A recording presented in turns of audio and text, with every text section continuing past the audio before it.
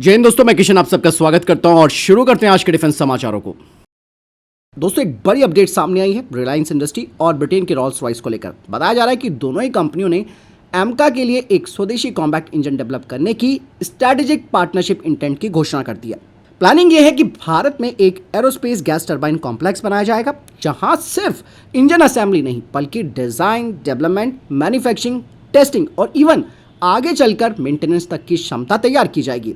यहाँ पर दोस्तों रॉल्स रॉयस अपनी एडवांस इंजन और प्रपोजन टेक्नोलॉजी लेकर आएगा, जबकि रिलायंस अपनी मैन्युफैक्चरिंग, इंफ्रास्ट्रक्चर और एक्विजिशन कैपेबिलिटी का इस्तेमाल करेगा। हालांकि यहाँ पर कई सवाल भी खड़े होते हैं। पहला सवाल तो यही है कि क्या ये पार्टनरशिप वाकई में भारत को एक स्वदेशी फाइटर इंजन टेक्नोलॉजी देगी, क्योंकि भारत की सबसे बड़ी कमजोरी फाइटर जेट बनाना नहीं है, बल्कि उसके लिए हाई परफॉर्मेंस टर्बोफैन इंजन बनाना है। और एमका जैसा 5th जनरेशन फाइटर के लिए सिर्फ पावरफुल इंजन भी काफ़ी नहीं है, बल्कि इस इंजन में high thrust, reliability, thermal management और एडवांस टेक्नोलॉजी भी जरूरी होगी। फिलहाल दोस्तों ये एक स्ट्रैटेजिक इंटेंट है। इस प्रोग्राम की असली सफलता तभी मानी जाएगी जब technology transfer, intellectual property rights, development responsibilities और भारतीय मैन्युफैक्चरिंग की वास्तविक हिस्सेदारी क्लियर होगी। और रॉल्स रॉयस ने पहले एएमसी इंजन के लिए इंडिया बेस्ड को डेवलपमेंट और आईपी राइट्स की पेशकश वो पहले कर चुका है। लेट्स सी दोस्तों, अगर ये पार्टनरशिप रियलिटी में टेक्नोलॉजी ऑनरशिप और डीप मैन्युफैक्चरिंग क्षमता तक पहुंचती है तो एमका सिर्फ भारत का स्टेल्थ फाइटर जेट नहीं रहेगा, बल्कि दोस्तों भारत के लिए फाइटर इंजन टेक्नोलॉजी में एक बड़ा टर्निंग पॉइंट बन सकता है। फिलहाल इस बारे में आपकी क्या राय है, कमेंट सेक्शन में अपनी राय जरूर दीजिएगा। वही दोस्तों, भारतीय सेना को मिलने जा रहे हैं 1577 करोड़ रुपए के लॉइटरिंग म्यूनिशन, और इस बार खरीद पूरी तरह भारतीय कंपनी से होगी। मिनिस्ट्री ऑफ डिफेंस ने दोस्तों 2 बड़े कॉन्ट्रैक्ट साइन किए। पहला कॉन्ट्रैक्ट टाटा एडवांस सिस्टम यानी कि टीएएसएल और दूसरा नीवे लिमिटेड के साथ किया। इस कॉन्ट्रैक्ट के तहत भारतीय सेना के लिए loitering munition system, loiter munitions और उनके एसेसरीज खरीदे जाएंगे। कुल डील की वैल्यू जैसे कि मैंने बताया कि 1577 करोड़ रुपए। सबसे इंपॉर्टेंट बात यहाँ पर यह है कि ये खरीद बाय इंडियन कैटेगरी के तहत फास्ट ट्रैक प्रोसीजर से की जाएगी। मतलब सेना को यह क्षमता रिलेटिवली तेजी से उपलब्ध कराने पर फोकस किया गया है। लॉइटरिंग म्यूनिशंस दोस्तों दुश्मन के artillery positions, command post, radar और दूसरे हाई वैल्यू वाले टारगेट्स के खिलाफ यूजफुल होते हैं, जिसका मतलब यह है कि सेना की आर्टिलरी क्षमता सिर्फ दूर से शेल फायर करने तक सीमित नहीं रहेगी, उसे बैटलफील्ड सर्विलेंस और प्रिसीजन स्ट्राइक का एक बड़ा फ्लेक्सिबल टूल मिलेगा। तो कुल मिलाकर यह डील भारत की ड्रोन वॉरफेयर क्षमता के लिए बड़ा स्टेप है। टाटा और नीबे जैसे भारतीय वेंडर्स को बड़े डिफेंस ऑर्डर्स मिलने से डोमेस्टिक यानी कि घरेलू मैन्युफैक्चरिंग इकोसिस्टम मजबूत होगा।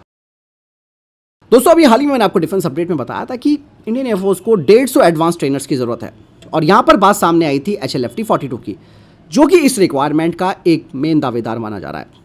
हालांकि और भी विदेशी कंपनियां इसमें शामिल है, बट HLFT-42 को फोकस किया जा रहा है। यहाँ पर यह बात भी आप समझ लीजिए कि 150 एयरक्राफ्ट का मतलब यह है कि नंबर्स के हिसाब से अगर आप देखें तो ये कम से कम 7 से 8 फाइटर स्क्वाड्रंस के इक्विवेलेंट फ्लीट बन सकती है। लेकिन ये यहाँ पर कोई फाइटर स्क्वाड्रंस नहीं होंगी, इसका मेन काम होगा पायलटों को ट्रेनिंग देने का।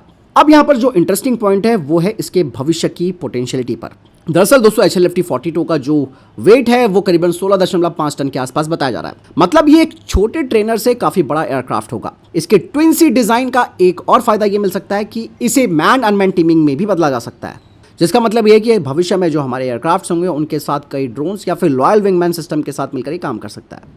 और अगर HLFT-42 में हमने advance data link, mission computer और ऑटोनॉमी सिस्टम इंटीग्रेट कर दिए तो इसका इस्तेमाल पक्का मैन अनमैन टीमिंग में किया जा सकता है। हालांकि यहाँ पर हमें इसको ज़्यादा बड़ा चढ़ा कर नहीं बताना चाहिए, बिकॉज ऑफ द रीजन क्योंकि ये एक ट्विन सीट एयरक्राफ्ट है, जिसका मतलब ये नहीं है कि इसे मैन अनमैन टीमिंग प्लेटफॉर्म में कन्वर्ट किया जाएगा, क्योंकि इतना आसान नहीं होगा इसे इसमें कन्वर्ट करना। ऐसा मैं इसलिए कह रहा हूँ क्योंकि इसके लिए advance communication systems, secure data links, AI autonomy और डेडिकेटेड मिशन कंट्रोल आर्किटेक्चर चाहिए होगा। इसी तरह 150 एयरक्राफ्ट को सीधे कॉम्बैट फाइटर जेट्स कहना सही नहीं होगा। हाँ, हो सकता है कि भविष्य वाले वेरिएंट में radar, electronic warfare, data link और हथियारों की क्षमता इसे मिल सकती है। तब भी दोस्तों ये एक लिमिटेड सेकेंडरी कॉम्बैट रोल में ही इस्तेमाल होगा। तो यहाँ पर यह बात क्लियर हो जाती है कि HLFT-42 की असली कहानी सिर्फ एक रिप्लेसमेंट एयरक्राफ्ट की नहीं है, खासकर कि हॉक के रिप्लेसमेंट की बात मैं कर रहा हूँ, बल्कि ये भारत के लिए एक बड़ा स्वदेशी ट्रेनिंग इकोसिस्टम तैयार कर सकता है और भविष्य में दोस्तों man unmanned teeming technology demonstrator का प्लेटफॉर्म ये बन सकता है। फिलहाल इस बारे में भी आपको क्या लगता है, कमेंट सेक्शन में लिखकर जरूर बताइएगा। चलिए दोस्तों, इंडियन एयरफोर्स ने अब एक बड़ा प्रोजेक्ट शुरू किया। बताया जा रहा है कि भारतीय वायुसेना केवल विदेशी कामिकाज़े ड्रोन्स खरीदने पर निर्भर नहीं रहना चाहती। इंडियन एयरफोर्स ने अब अपना स्वदेशी लॉइटरिंग म्यूनिशन इकोसिस्टम बनाने की दिशा में एक बड़ा स्टेप उठाया। रिपोर्ट्स बताती हैं कि इंडियन एयरफोर्स ने एक पायलट प्रोजेक्ट शुरू कर दिया है, जिसका मकसद भारतीय इंडस्ट्रीज के साथ मिलकर कामिकाज़े ड्रोन क्षमता को डेवलप करना है। इसके लिए भारतीय डिफेंस कंपनीज को पार्टनर के रूप में फाइनलाइज किया जा रहा है और यहाँ पर भारतीय कंपनी रघुवंशी पर ईस्ट ऑटोमेशन को लीडिंग कंटेंडर बताया जा रहा है। फिलहाल ये एक ड्रोन खरीदने वाला प्रोजेक्ट तो आप मत समझिए, क्योंकि यहाँ पर इंडियन एयरफोर्स एक पूरा इकोसिस्टम बना रही है जिसमें कि ड्रोन का डेवलपमेंट होगा, लॉन्च सिस्टम्स भी बनेंगे, मिशन प्लानिंग भी की जाएगी, ऑपरेटर ट्रेनिंग भी यहाँ पर होगी, बाकायदा मेंटेनेंस और फ्यूचर के अपडेट्स भी शामिल होंगे। बताया जा रहा है कि अगर इस तरीके का स्वदेशी इकोसिस्टम तैयार हो जाता है या ये सफल होता है तो भविष्य में इनमें AI based target recognition, secure data link और स्वाम ऑपरेशन जैसी टेक्नोलॉजीज भी जोड़ी जा सकती है। मतलब एक समय पर सिर्फ एक ड्रोन नहीं बल्कि कई ड्रोन्स मिलकर कोऑर्डिनेटेड मिशंस कर सकते हैं। फिलहाल ये एक पायलट फेज में प्रोजेक्ट है। ऑपरेशनल काम की ड्रोन वाली जो क्षमता है उसे आने में वक्त लग सकता है। तो आप समझिए दोस्तों कि भारतीय वायुसेना प्राइवेट डिफेंस कंपनीज के साथ मिलकर स्वदेशी प्रिसीजन स्ट्राइक और ड्रोन वॉरफेयर क्षमता को मजबूत बना रही है, उनके लिए एक बाकायदा डेडिकेटेड इकोसिस्टम तैयार कर रही है। और यही चीज दोस्तों भविष्य के एयर पावर में हमारे लिए गेम चेंजर सॉल्यूशन होगा। वहीं दोस्तों एक बड़ी रिपोर्ट सामने आई है। बताया जा रहा है कि इंडियन नेवी अपने फ्रंटलाइन वॉरशिप पर ब्रह्मोस सुपरसोनिक क्रूज मिसाइल के इंटीग्रेशन को तेजी से बढ़ा रही है। और पिछले एक साल की अगर मैं बात करूं तो 6 से ज्यादा ब्रह्मोस सक्षम जो वॉरशिप्स हैं वो शामिल हुए हैं और अब भारतीय नौसेना के 20 फ्रंटलाइन जो प्लेटफॉर्म्स हैं वो इस ब्रह्मोस मिसाइल को कैरी कर रहे हैं। और आने वाले वॉरशिप्स जो हैं दोस्तों पहले से ही ब्रह्मोस को ध्यान में रखकर डिजाइन किए जा रहे हैं। और यहाँ पर जो नेक्स्ट जनरेशन के डिस्ट्रॉयर्स हैं उसमें 16 यानी कि 16 तक वर्टिकल लॉन्च सेल्स की क्षमता भी बताई जा रही है। लेकिन कहानी यहाँ पर केवल नए वॉरशिप्स की नहीं है, बल्कि यहाँ पर भारतीय नौसेना अपने पुराने जो जहाज हैं उनमें भी धीरे धीरे ब्रह्मोस इकोसिस्टम को इंटीग्रेट करने की दिशा में आगे बढ़ रही है। इवन दोस्तों 2024 में CCS ने भारतीय नौसेना के लिए 220 से ज्यादा ब्रह्मोस एक्सटेंडेड रेंज मिसाइल की बड़ी एक्विजिशन की भी मंजूरी दी थी। और इसी के बाद फायर कंट्रोल और लॉन्चर रिलेटेड सिस्टम के अप्रूवल्स ने इस क्षमता को और एक्सपेंड करने का रास्ता बनाया। और अगर यह एक्सपेंशन इसी स्पीड से चलता रहा तो नो डाउट 2030 तक ब्रह्मोस भारतीय नौसेना की मरीन स्ट्राइक क्षमता का सबसे महत्वपूर्ण हिस्सा बन सकती है। दोस्तों कुछ रिपोर्ट्स में कहा जा रहा है कि HAL अब कैट्स हंटर का पहला फुल पावर्ड फ्लाइट ट्रायल 2027 के अंत या 2028 के आसपास कर सकता है।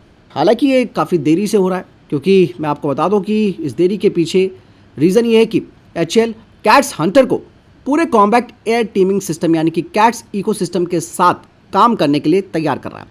कैट्स हंटर की अगर मैं बात करूं तो ये एक low observable subsonic air launch cruise missile है जिसका वजन 600 किलो के आसपास है और ये लगभग 250 किलो का पेलोड ले सकती है। और इस कैट्स हंटर को Su-30 MKI, तेजस और जागवार जैसे फाइटर एयरक्राफ्ट से भी लॉन्च किया जा सकता है। इंटरेस्टिंग बात यहाँ पर यह है कि कैट्स हंटर को HAL के कैट्स वॉरियर UCAV के इंटरनल वेपन बेस से भी लॉन्च किया जा सकता है। अभी फिलहाल कैट्स हंटर को सिर्फ एक फायर एंड फॉरगेट मिसाइल के रूप में नहीं देखा जा रहा है, बल्कि इसके पीछे HAL का air combat intelligence development software architecture भी है, जिसका एम होगा मैन फाइटर्स, UCAV और ऑटोनॉमस हथियारों के बीच सिक्योर कम्युनिकेशन और कोऑर्डिनेटेड ऑपरेशंस को इनेबल करना। यानी कि फ्यूचर में पायलट अकेला एयरक्राफ्ट नहीं उड़ाएगा, वो ड्रोन्स और इंटेलिजेंट वेपन्स के साथ मिलकर पूरे कॉम्बैट टीम को ऑपरेट कर सकता है।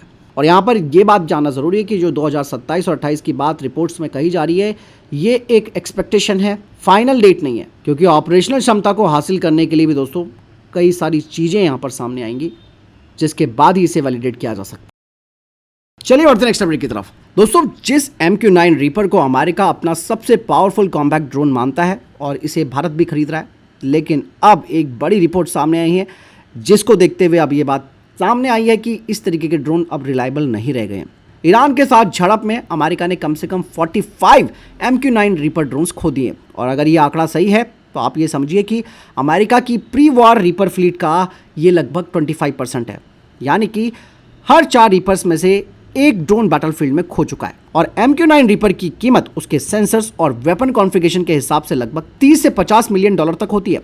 इस हिसाब से सिर्फ एयरक्राफ्ट लॉसेस की रिप्लेसमेंट वैल्यू 1.3 बिलियन डॉलर से ज्यादा हो सकती है। भले ही MQ-9 रीपर का एक बड़ा फायदा जरूर मिलता हो कि ये लंबे समय तक हवा में रहकर सर्विलांस और प्रिसीजन स्ट्राइक कर सकता है, बट इसकी स्पीड फाइटर जेट्स के मुकाबले कम होती है और ये हाई परफॉर्मेंस मनवर्स भी नहीं कर सकता। यही वजह है कि एक मजबूत इंटीग्रेटेड एयर डिफेंस नेटवर्क के सामने कंटेस्टेड एयर स्पेस में अगर इसे ऑपरेट करना पड़े तो इसकी जो वल्नरेबिलिटी है वो बढ़ जाती है। रिपोर्ट्स के मुताबिक सभी जो लॉसेस हैं वो दुश्मन के फायर से नहीं हुए, कुछ लॉसेस को कम्युनिकेशन लिंक फेलियर से भी जोड़ा जा रहा है। फिर भी दोस्तों ये एक तरीके की प्रॉब्लम जरूर है, लेकिन यहाँ पर यह बात समझना भी जरूरी है कि मॉडर्न वॉरफेयर में महंगे ड्रोन्स को ऐसे इन्वायरमेंट में भेजना जहाँ दुश्मन के पास मजबूत एयर डिफेंस सिस्टम्स हैं तो ये रिस्की हो सकता है। यही वजह है कि अब मिलिट्री के जो योजनाकार हैं उनका फोकस है ज़्यादा सस्ते, ऑटोनॉमस और स्वाम कैपेबल ड्रोन्स को तैयार करके उन्हें डिप्लॉय करना। एक महंगे ड्रोन को खोने के बजाय दोस्तों बड़ी संख्या में अगर आप लो कॉस्ट अनमैन्ड सिस्टम्स को डिप्लॉय करते हैं या वो खो भी जाते हैं या ख़त्म भी हो जाते हैं तो फिर इसका जो झटका है वो कम लगेगा। तो कुल मिलाकर MQ-9 को आप बेकार तो मत ही समझिए, लेकिन ये जो घटनाएं हैं उनसे सबक ज़रूर मिलता है कि कहाँ इसको ऑपरेट करना और कहाँ नहीं। वहीं दोस्तों अब भारत के स्वदेशी LCH प्रचंड का प्रोडक्शन और तेज होने वाला है। HAL ने पहली बार प्राइवेट इंडस्ट्री को हेलीकॉप्टर के फ्यूजलाज मैन्युफैक्चरिंग में बड़े लेवल पर शामिल कर लिया है। आज ऑफिशियली तौर पर दोस्तों HAL ने अडानी डिफेंस और BML के साथ एग्रीमेंट साइन किए हैं, जिसके तहत दोनों ही कंपनियां LCH प्रचंड के फ्यूजलाज स्ट्रक्चर्स को बनाएंगी। हालांकि कल भी मैंने आपको ये डिफेंस अपडेट बताई थी, उसमें केवल BML का नाम आ रहा था, लेकिन आज ऑफिशियली कंफर्म हो गया कि अडानी डिफेंस भी इस प्रोजेक्ट में जुड़ गया है। बताया जा रहा है कि इस प्रोजेक्ट के तहत BML बनाएगा 48 फ्यूजलाज स्ट्रक्चर्स, जबकि अडानी डिफेंस 42 फ्यूजलाज स्ट्रक्चर्स को बनाएगा, जिसका मतलब है कि टोटल 90% फ्यूजलाज स्ट्रक्चर्स का मैन्युफैक्चरिंग वर्क भारतीय इंडस्ट्री में डिस्ट्रीब्यूट किया जाएगा। इस पार्टनरशिप का मेन उद्देश्य है कि भारत में हेलीकॉप्टर प्रोडक्शन क्षमता को बढ़ाना और घरेलू एरोस्पेस सप्लाई चेन को मजबूत करना। और HAL के लिए ये एक बड़ा चेंज भी है, क्योंकि हेलीकॉप्टर फ्यूजलाज प्रोडक्शन में प्राइवेट इंडस्ट्री को इस तरीके से वो इंटीग्रेट कर रहा है। और अगर प्रोडक्शन इकोसिस्टम हमारा मजबूत हो जाएगा तो भविष्य में ज़्यादा हेलीकॉप्टर्स को तेज़ी से मैन्युफैक्चर और डिलीवर करना आसान होगा। और इससे सिर्फ HAL को फ़ायदा नहीं होगा, इवन दोस्तों स्ट्रक्चर, कंपोनेंट, सिस्टम्स और मैन्युफैक्चरिंग में ज़्यादा भारतीय कंपनी जुड़ेंगी, जिससे कि देश का ओवरऑल एरोस्पेस मैन्युफैक्चरिंग बेस भी मजबूत होगा। अभी ये कहना जल्दबाजी होगी कि पार्टनरशिप साइन हो चुकी है तो प्रचंड का प्रोडक्शन तुरंत डबल हो जाएगा। असली चैलेंज होगा quality, supply chain coordination, production rate और समय पर डिलीवरी को लगातार मेंटेन करना। और हेलीकॉप्टर जैसे कॉम्प्लेक्स प्लेटफॉर्म में सिर्फ फ्यूजलाज बनाना ही पूरी मैन्युफैक्चरिंग क्षमता नहीं होती है, लेकिन फिर भी ये काफ़ी महत्वपूर्ण स्टेप है। तो फिलहाल तब तक के टॉप डिफेंस अपडेट्स। वीडियो के सामने कोई प्रश्न, जवाब, आपको कोई सवाल कमेंट सेक्शन में लिखकर जरूर पूछेगा। वीडियो को लाइक और शेयर जरूर कीजिएगा। जय हिंद, वंदे मातरम।